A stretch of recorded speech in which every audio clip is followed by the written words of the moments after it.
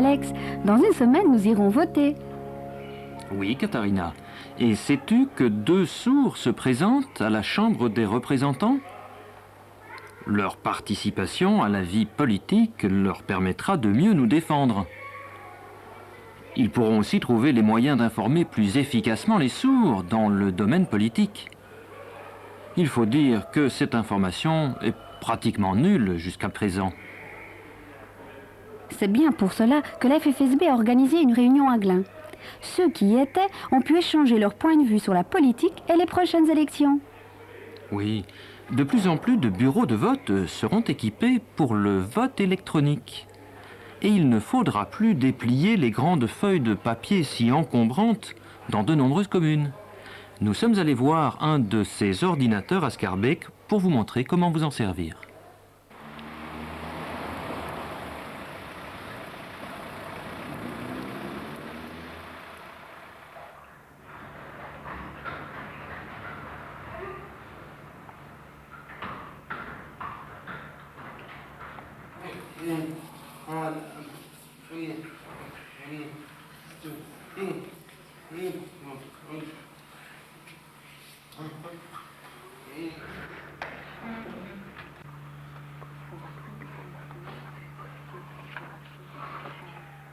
Maintenant, en fait, il faut réfléchir aux manières efficaces, adaptées à la population sourde, c'est-à-dire à une logique visuelle, pas forcément écrite, vu que tous les sourds n'ont pas beaucoup de facilité à lire, pour que ces outils informent maintenant la population sourde sur l'euro.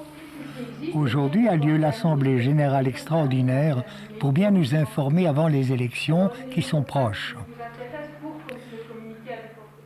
Les personnes sourdes aimeraient bien savoir comment interpeller les différents partis, comment recevoir des informations sur la politique en général et comprendre les enjeux de ces prochaines élections, afin de bien voir ce qui est utile pour eux. C'est notre droit.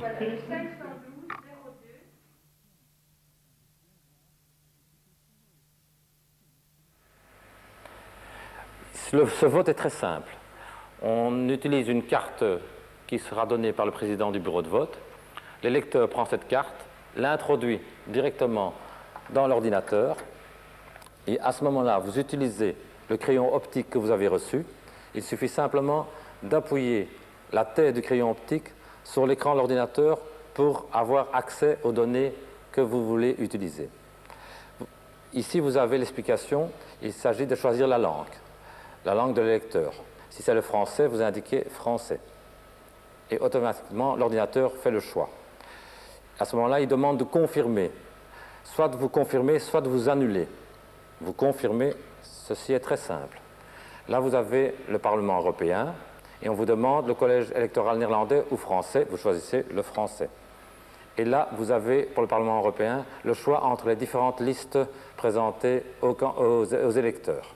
Vous choisissez une liste au hasard. Et là, vous avez la liste de votre choix. Et vous avez le choix ici entre un vote en tête de liste ou un vote en voie de préférence. C'est-à-dire, vous votez pour des candidats par ordre de préférence. Vous pouvez choisir plusieurs candidats ou un seul candidat.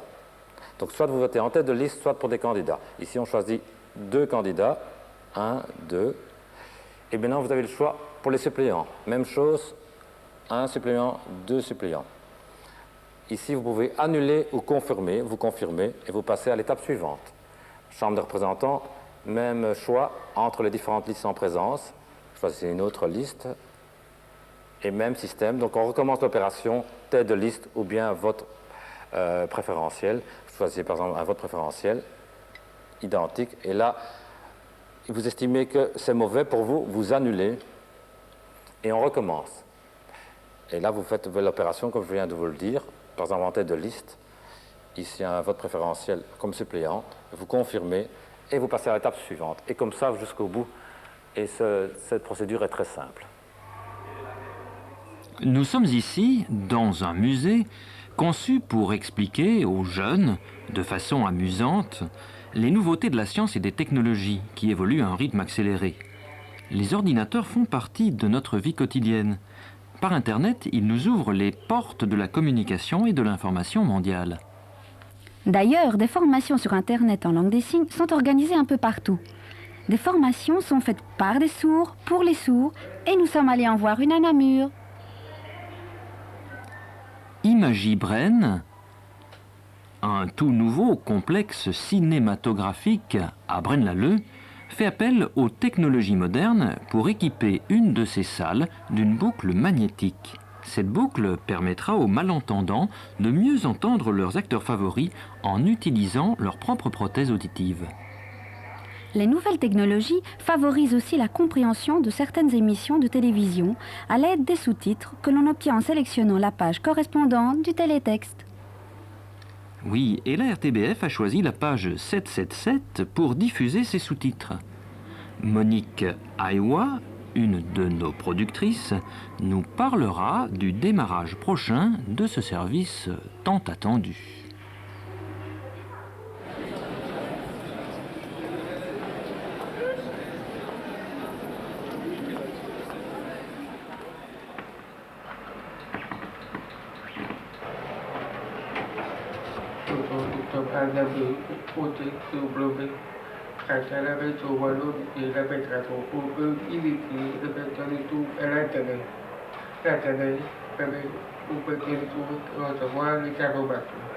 Trouver le travail, communiquer au moyen de ça, se porter un peu moyennement réussi. Un personne qui ne connaît pas exactement. Pour une personne qui ne connaît pas le français. Heureusement, avec le formateur, pour les personnes qui sont à la télé, apporte alors petite technique de communication à la télé.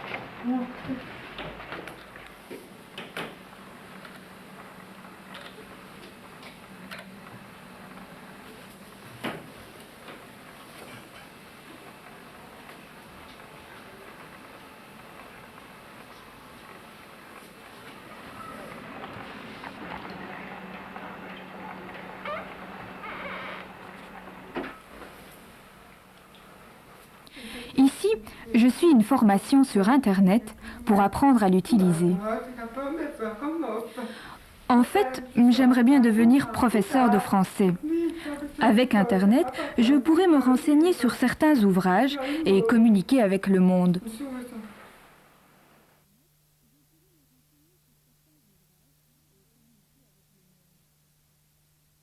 La plupart des appareils auditifs disposent d'une position T bien connue des malentendants qui permet de favoriser l'écoute du téléphone et de la télévision grâce à une captation par induction, c'est-à-dire sur base d'un champ magnétique.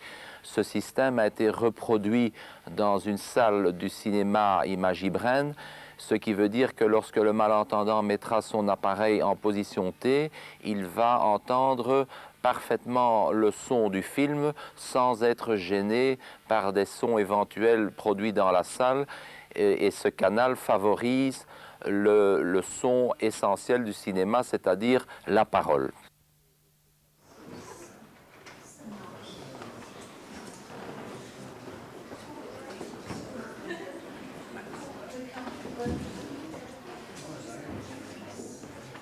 Imagibren, pendant sa construction, au travers de son administrateur délégué, M.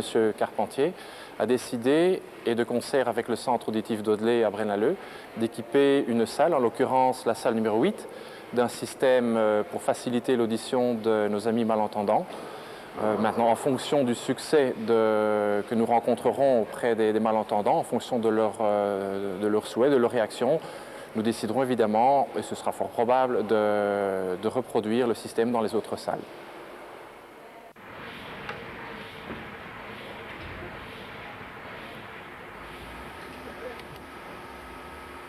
C'est un hydravion français abattu lui aussi pendant la guerre.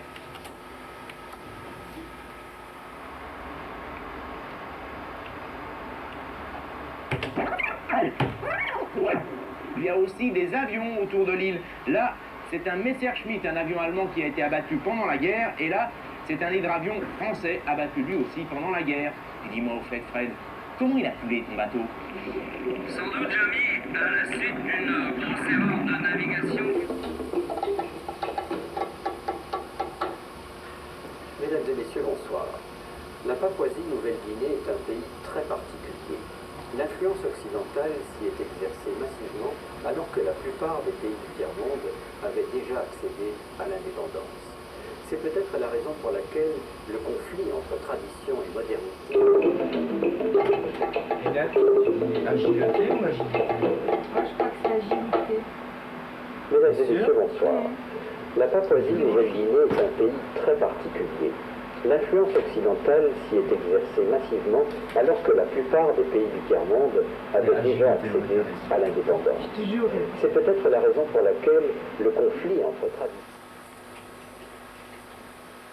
Nous voici dans ce bureau qui abrite la toute jeune cellule de sous-titrage télétexte.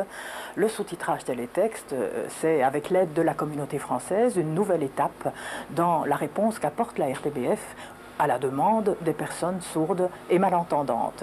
Depuis les années 70 et les leçons de lecture labiale, il y a eu quantité d'initiatives qui ont été développées, notamment le journal télévisé traduit en langue des signes, la diffusion systématique de films sur la 1 en version française et sur la 2 en version originale sous-titrée, la diffusion de textes des news sur le télétexte et maintenant sur Internet, et bien entendu la coproduction de ce magazine, tu vois ce que je veux dire.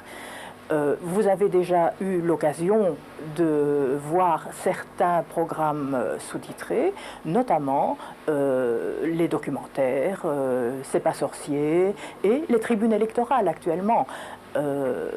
Je crois que le sous-titrage télétexte a une fonction éducative, notamment par son incitation à la lecture, mais aussi comme éducation à la citoyenneté. Et c'est à ce titre que nous avons sous-titré les tribunes électorales. L'avenir proche, c'est l'étude de la grille d'été et le choix des programmes qui pourront être sous-titrés soit par notre équipe pour nos productions propres, soit par négociation d'achat ou d'échange avec les autres chaînes quand il s'agit de programmes produits par d'autres chaînes. L'avenir lointain, c'est le logiciel de reconnaissance vocale qui permettra, dans un avenir évidemment plus lointain, de sous-titrer des programmes émis en direct. Mais là, évidemment, ça doit encore se perfectionner. Je vous rappelle que notre sous-titrage télétexte peut être capté à partir de la page 777 du télétexte. Des élèves de l'Institut Herlin de Berchem ont monté une petite pièce présentée lors d'un spectacle réunissant plusieurs écoles. Ils étaient les seuls sourds. Et des élèves de l'école intégrée ont visité le musée où nous nous trouvons. Ils ont pu y plonger dans le monde surprenant, amusant et magique de la science.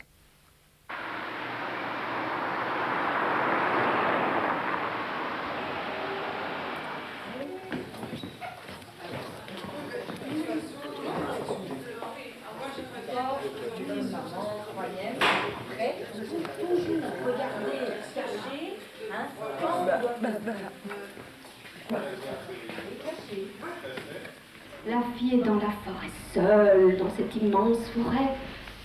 Vous voyez? Mais arrive le roi Gel. Tu es toute seule dans cette immense forêt? Oui, toute seule, dans cette forêt. Et tu as froid comme je vois. Oui, il fait tellement froid. Je vais te donner quelque chose. Voilà, d'abord ma cape. Pour moi? Oui, bien pour toi. Oh, merci, merci. C'est bien gentil, merci. Et je vais te donner autre chose. Voici le collier que je t'offre. Oh, c'est pas vrai! Merci! C'est très gentil de votre part. Et maintenant, la bague. Le bracelet, pardon, bracelet. Encore? Merci. Je ne sais vraiment pas quoi dire. Et troisièmement, je vais te donner la bague. Oui, la bague, la voici. Oh, c'est vraiment très très gentil, merci. Preuve de notre union.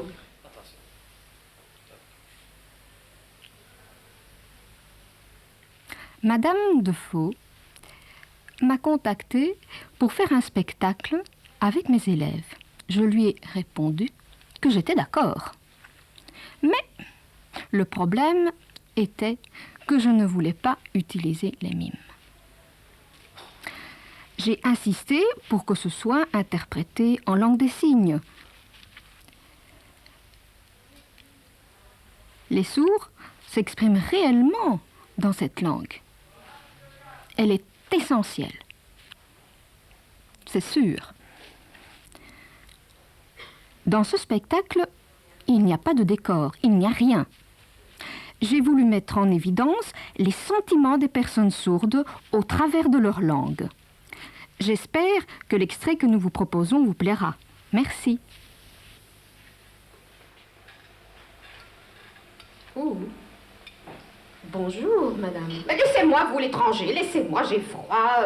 Mais calmez-vous. Mais laissez-moi, allez, partez, partez. Je ne veux pas vous voir. Allez, partez. Attends, je vais faire baisser la température. Voilà, ça vous apprendra, je m'en fous. Là, c'est la gentillesse, l'amour. Là, la méchanceté sera toujours rejetée. Tandis que là, la gentillesse, c'est humain. C'est ça qui fait vivre l'homme.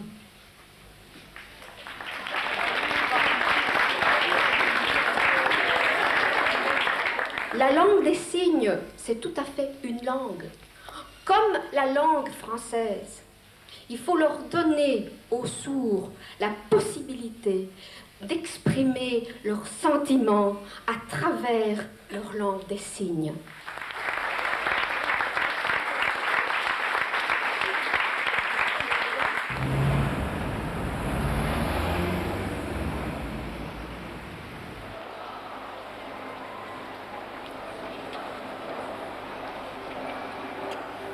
Bienvenue au Scientastique.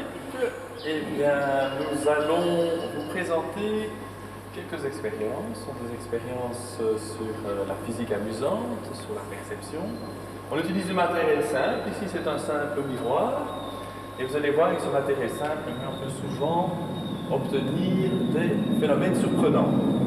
Alors, on va commencer à en présenter quelques-unes et puis vous pourrez jouer avec ces expériences par vous-même. Vous allez voir, il y a moyen de s'intéresser à des phénomènes simples, mais spectaculaires dans leurs effets. Je vais tout de suite vous présenter le miroir.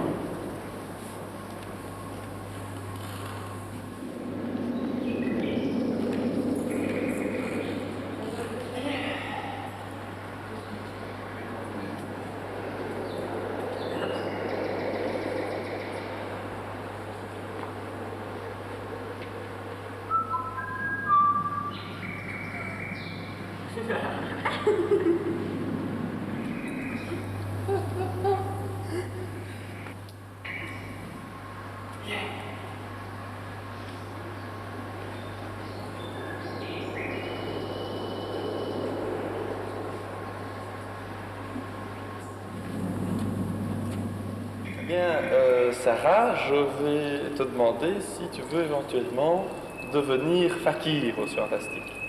Alors, je suppose que tu sais que les fakis, merci, les fakis s'asseyent sur des clous. Alors, comme tu vois, nous avons ici une planche avec des balles de golf et une autre avec des clous. Et je vais te demander si tu veux bien d'abord t'asseoir sur les balles de golf et puis éventuellement sur la planche avec les clous. Est-ce que c'est confortable? Oui, c'est confortable. Mais pas Ça mal, va. je n'ai rien. Ok. Est-ce que tu regarderais la télévision avec un siège comme ça?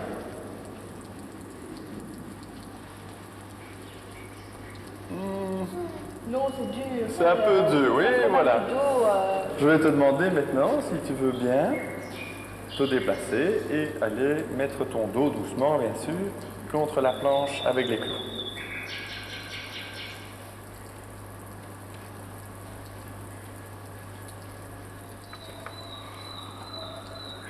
Est-ce que tu as mal? non. Tu n'as pas mal. Préfères-tu les clous ou préfères-tu les balles de golf? Les balles. Tu préfères les balles, ouais. Mais tu n'as pas mal. Non.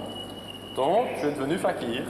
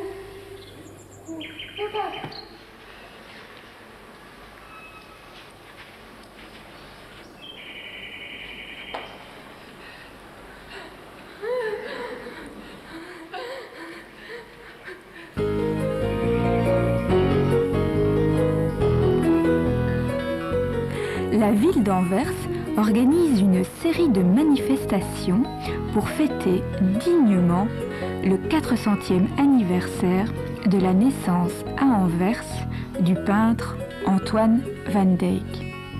Rubens le considérait comme son meilleur élève. Et c'est à la cour du roi d'Angleterre, Charles Ier, qu'il a établi sa réputation de portraitiste.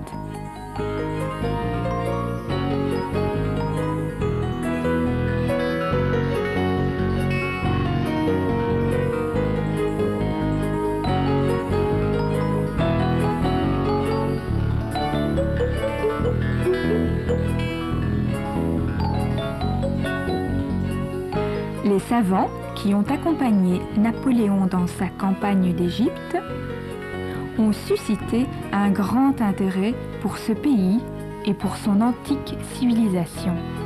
L'exposition nous entraîne sur les traces de 3 explorateurs qui ont parcouru l'Égypte au début du siècle dernier.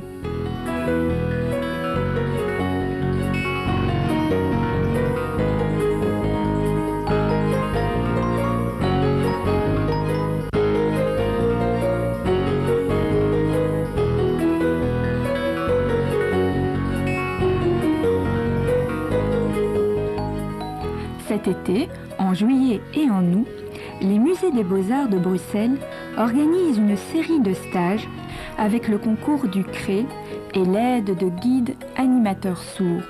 Des stages créatifs pour les enfants, des visites, promenades dans les collections, des musées en famille pour parents et enfants.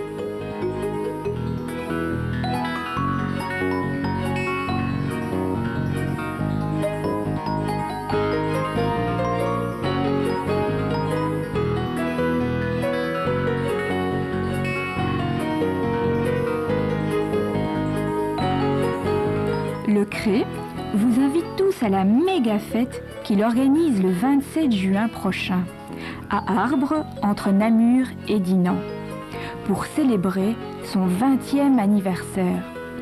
Petits et grands y trouveront de multiples animations récréatives. Venez nombreux y passer un après-midi inoubliable.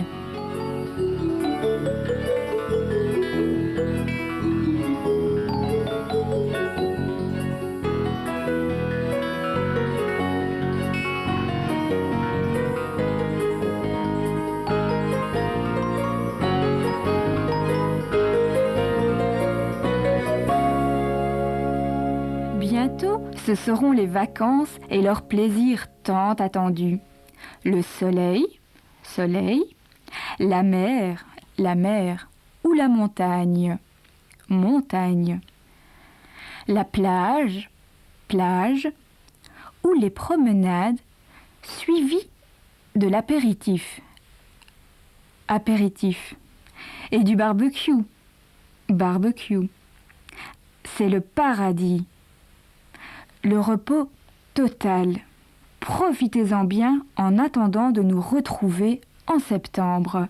Très bonnes vacances. Au revoir. Notre émission termine sa 4e année de présence à l'antenne. Vous pourrez nous revoir aujourd'hui à 17h45 sur la 2 et encore le 20 juin prochain. Pendant l'été, vous pourrez voir ou revoir certains reportages que nous avons réalisés au cours de cette année. Si vous ne voulez pas les manquer, consultez les programmes de vos journaux ainsi que les pages 148 et 767 du télétexte. Nous vous fixons rendez-vous le 19 septembre pour une nouvelle saison. Tu vois ce que je veux dire? Bonnes vacances. Au revoir.